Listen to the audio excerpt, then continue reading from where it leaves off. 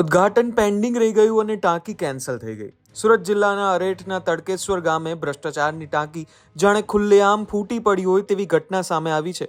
લાખો રૂપિયાના ખર્ચે બનાવવામાં આવેલી નવી પાણીની ટાંકી ઉપયોગમાં લેવાય તે પહેલા જ ધરાશાયી થઈ ગઈ છે. મળતી માહિતી મુજબ પાણી પુરવઠા યોજના હેઠળ બનેલી આ ટાંકીની કુલ ક્ષમતા 11 લાખ લીટરથી વધુ હતી. ટેસ્ટિંગ દરમિયાન અંદાજે 9 લાખ લીટર પાણી ભરવામાં આવતા જ ટાંકી અચાનક તૂટી પડી અને જમીનદોસ્ત થઈ ગઈ. આ ઘટનામાં કામ કરી રહેલા 3 લોકોને ઈજા પહોંચતા તેમને તાત્કાલિક સારવાર માટે ખસેડવામાં આવ્યા છે. સદનસીબે મોટી જાનહાનિ ટળી છે.